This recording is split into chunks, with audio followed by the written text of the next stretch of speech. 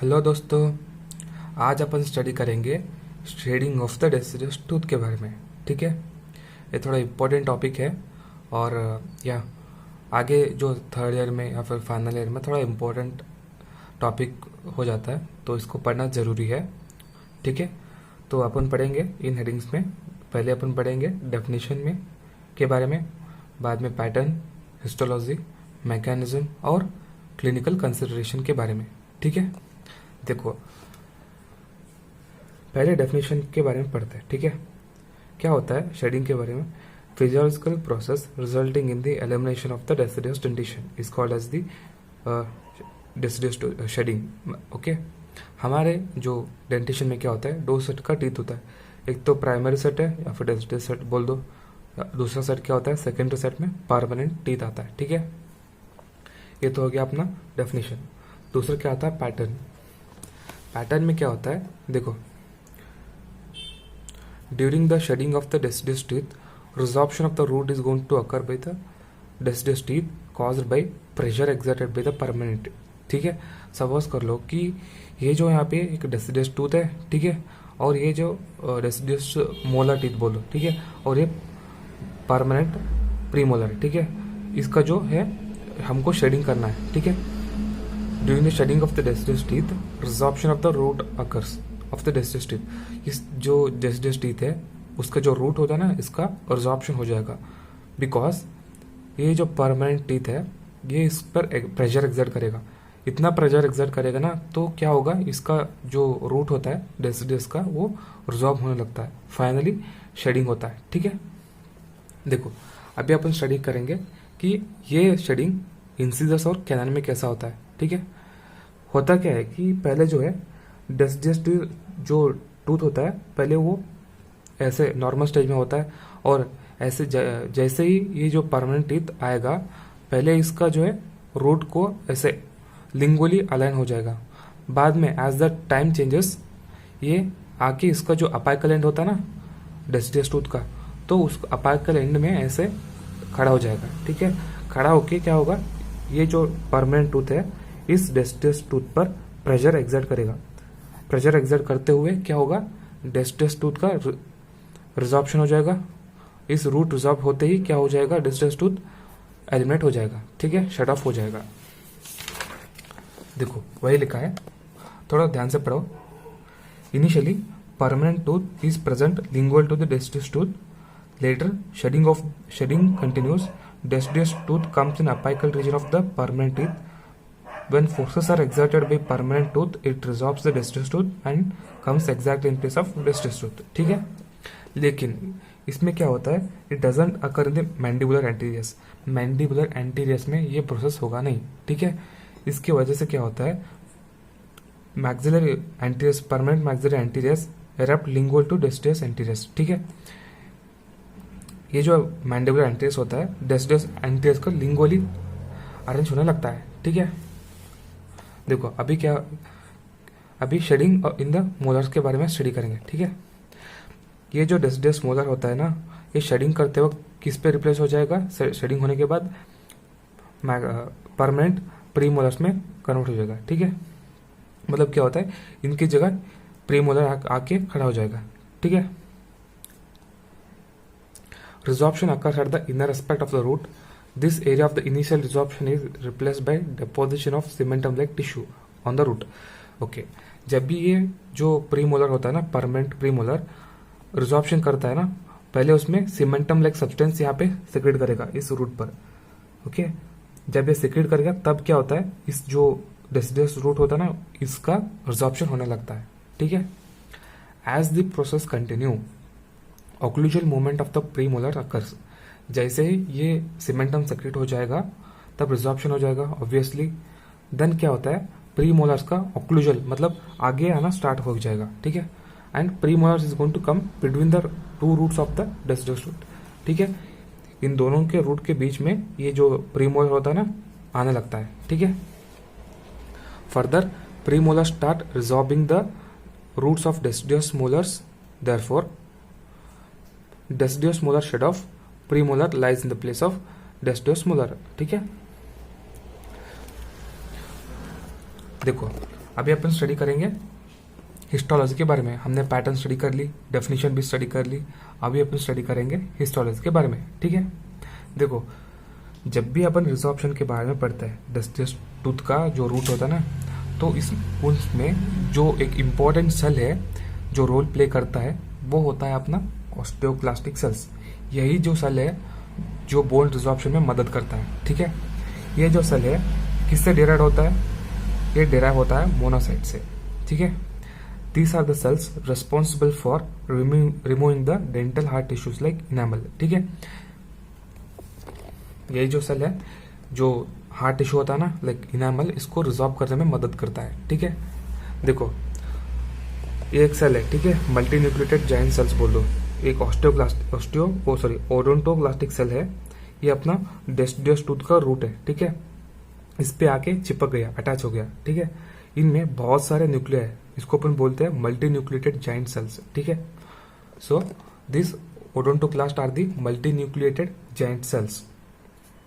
देखो पहले क्या होता है, odontoclastic cells attach to the resorbing surface of the ruffled border and these are the multi nucleated giant cell. ठीक है, जब भी देखो ये जो ओडोंटोक्लास्टिक सेल्स होता है ये डेस्टियस टूथ का रूट होता है ना, इस पे आके अटैच करेगा ना, तो उस पर दो रीजन बनेगा, एक तो होता है रफल्ड बॉर्डर और दूसरा क्या होता है क्लियर जोन। ठीक है, रफल्ड बॉर्डर कुछ इस तरीके से होता है और ये कितना मिलीमीटर होता है, 2 से लेके 3 मिलीमीटर तक होता है एंड इसमें मिनरल्स क्रिस्टल पाया जाता है। ठीक है, और दूसरा वाला जोन कौन सा है, क्लियर जोन।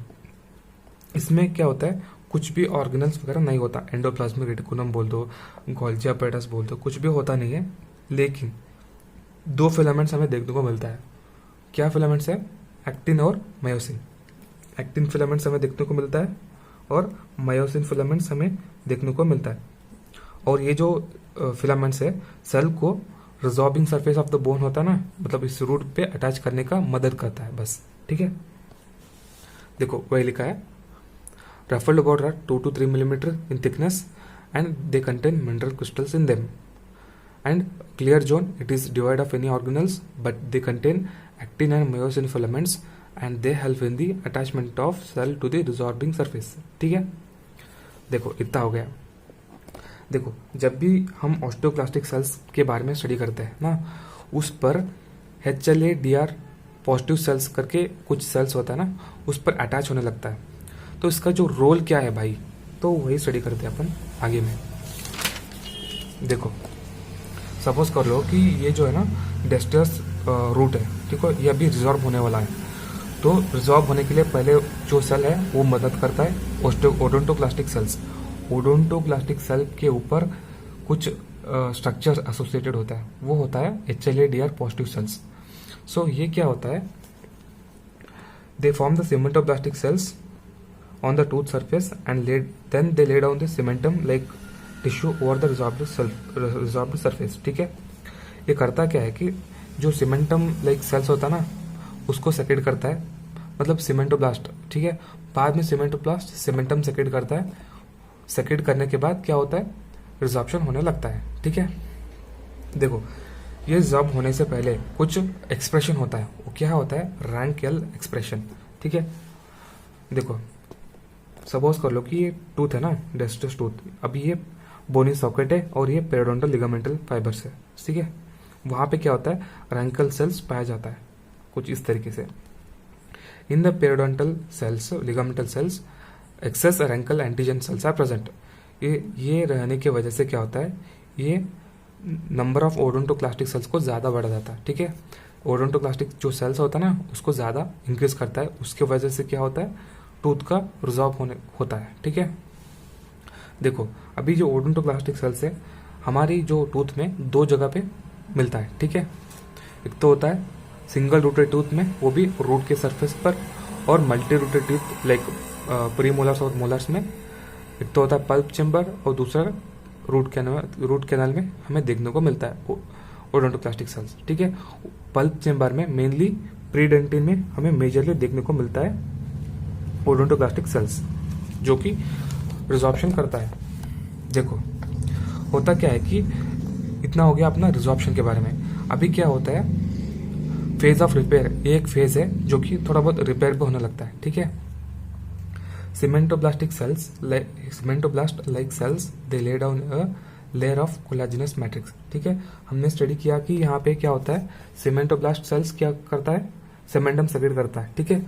सीमेंटम सेक्रेट करने से पहले यहाँ पे क्या हो जाता है, कुछ कोलाजिनस मैट्रिक्स सेक्रेट करता है, ठीक है। उस कोलाजिनस मैट्रिक्स सेक्रेट करने की वजह से there will be spotty mineralization occurs as a result in the formation of cementum like tissue, ठीक है। पहले जो क्या होता है, सीमेंटोब्लास्ट आता है, सीमेंटोब्लास्ट क्या करता है, कोलाजिनस मैट्रिक्स सेक्रेट करता है। बाद में क्या हो जाता है, स्पॉटी मिनरलाइजेशन होता है। स्पॉटी मिनरलाइजेशन होने के बाद सीमेंटम सेक्रेट करता है, वो भी ए सेलुलर, सेलुलर और इंट्रिंसिक फाइबर वैरायटी टाइप का होता है, ठीक है। लेकिन ये जो सीमेंटम करता है, थोड़े बहुत देर के लिए क्या करता है, टूथ को होल्ड करता है, ठीक है। जब भी शेडिंग अकर होता है ना, थोड़ी देर के लिए होल्ड करने के लिए, मतलब क्या होता है, it holds the tooth until time of shedding occurs, ठीक है। शेडिंग होने तक क्या होता है, टूथ को होल्ड करने में मदद करता है, ठीक है। देखो अभी अपन स्टडी करेंगे मैकेनिज्म ऑफ द शेडिंग के बारे में, ठीक है। There are two factors which mediate the mechanism of shedding. एक तो होता है pressure from the erupting tooth below, ठीक है। सपोज कर लो ये जो टूथ होता है रिजॉर्बिंग करने का, या फिर डस्टिस टूथ बोल दो, और ये जो है एरप्टिंग परमानेंट टूथ है, ठीक है। ये एरप्टिंग परमानेंट टूथ जो है, इस पर प्रेशर एक्सर्ट करेगा, ठीक है। वो एक फैक्टर है, pressure from the erupting tooth below. और दूसरा क्या फैक्टर क्या है, force of mastication by growing muscles, ठीक है। अभी हम ईच फैक्टर को थोड़ा डिटेल में स्टडी करेंगे। देखो, pressure exerted by growing permanent tooth activates the odontoblastic cells and it start the resorption, ठीक है। ये जो ग्रोविंग परमानेंट टूथ है ना, ये जो डेस्टिस टूथ पर थोड़ा बहुत प्रेशर एक्सर्ट करेगा। प्रेशर एक्सर्ट करने की वजह से क्या होता है, ओडोंटोब्लास्टिक सेल एक्टिवेट होता है। एक्टिवेट होने की वजह से रिजॉर्प्शन होने लगता है, ठीक है। ये जो रिजॉर्प्शन है दो जगह पे होता है, एक तो हार्ड टिश्यू रिजॉर्प्शन होता है और सॉफ्ट टिश्यू भी रिजॉर्प्शन हो लगता है। हार्ड टिश्यू मतलब क्या होता है, इनामल, डेंटिन, सीमेंटम, और सॉफ्ट टिश्यू में पेरिडोंटल लिगामेंट और पल्प, ठीक है। देखो, और ये जो रिजॉर्प्शन है कैसा होता है, ठीक है। सपोज कर लो कि ये जो रूट है ना डेस्टिस टूथ का, और ऑस्टियोब्लास्टिक सेल्स उस पर अटैच है। हमें दिख रहा है रफल्ड बॉर्डर और क्लियर जोन, हमें आसानी से दिख रहा है यहाँ पे, ठीक है। Ruffled border seals the resorbing surface, okay. Ruffled border जो है थोड़ा बहुत सील करता है, ठीक है, जो कि रिजॉर्बिंग होने वाला जो सरफेस होता है उस पर सील करता है। And it provides a micro environment, ठीक है। एक माइक्रो एनवायरमेंट वहाँ पे प्रोवाइड करता है। और ये क्या करता है, ruffled border, it pumps out protons and decreases the pH at the resorbing site, ठीक है। अभी ये क्या करता है ना, रफल्ड ऑस्टियोब्लास्टिक सेल्स में प्रोटॉन को पंप करता है, ठीक है, और जो पीएच यहाँ पे कम करता है ताकि अच्छा खासा रिजॉर्प्शन हो जाए और ये जो डेस्टिस रूट फिर टूथ है ये बाहर निकल जाए, ठीक है, ओके। और दूसरा फैक्टर जो है क्या होता है, force of the mastication by growing muscles, ठीक है। जो मसल्स ग्रो होता है ना उसकी वजह से क्या होता है, फोर्स होता है ना, force of mastication by growing muscles, ठीक है। As the age increases muscles of mastication increase in size. जैसे ही एज बढ़ता जाएगा वैसे ही क्या होता है, मसल्स ऑफ मास्टिकेशन जो होता है ना वो उसका जो साइज है ज़्यादा होता है। As a result of which force जो ऑक्लूजन करते हैं ना तो उस पर भी फिर फोर्स ज़्यादा बनेगा। उसकी वजह से क्या होता है, टूथ का रिजॉर्प्शन होने लगता है, ठीक है। क्लिनिकल में क्या आता है कि remnants of the deciduous tooth या फिर सेकेंड मोलर्स प्री मोलर्स बोल दो, ठीक है। कुछ जगह पे क्या होता है कि थोड़े वो टीथ जो डेसिडस टीथ होता है ना वो रिजॉर्प्शन होके नहीं निकलेगा, ठीक है, एलिमिनेशन नहीं हो पाएगा। उसको अपन बोलते हैं रेमिनेंट्स ऑफ डेसिडस टूथ। वो हमें सेकेंड प्री मोलर्स में देखने को मिलता है, ठीक है। और जो दूसरा क्या होता है, रिटेन्ड डेसिडस टूथ, ठीक है। थोड़ा बहुत डेसिडस टूथ क्या होता है वैसे ही नहीं निकलता है लेकिन वैसे रह जाते हैं, ठीक है। यहाँ कहाँ पर मिलता है, अपर लैटरल इंसिजन में, ठीक है। और सबमर्ज्ड डेसिडस टूथ, ठीक है। सबमर्ज्ड डेसिडस टूथ मतलब क्या होता है, ये जो डेसिडस टूथ है, सपोज कर लो कि एक बोनी सॉकेट है, ठीक है। जो बाकी टीथ है वो इरप्ट होने लगता है, लेकिन ये जो डेसिडस टीथ है वो अभी इरप्ट ही नहीं हुआ, ठीक है। ये जो बोनी सॉकेट है उस पर इरप्ट ही नहीं हुआ, इसके पीछे भी परमानेंट टूथ है, ठीक है। ये भी नहीं इरप्ट होगा अगर ये नहीं हुआ तो, ठीक है। ये ऐसे ही रह जाएगा। सो इसको अपन बोलते हैं सबमर्ज्ड या फिर ankylosed deciduous teeth. Okay, thank you. अगर वीडियो अच्छा लगा ना तो लाइक करना और सब्सक्राइब भी करना।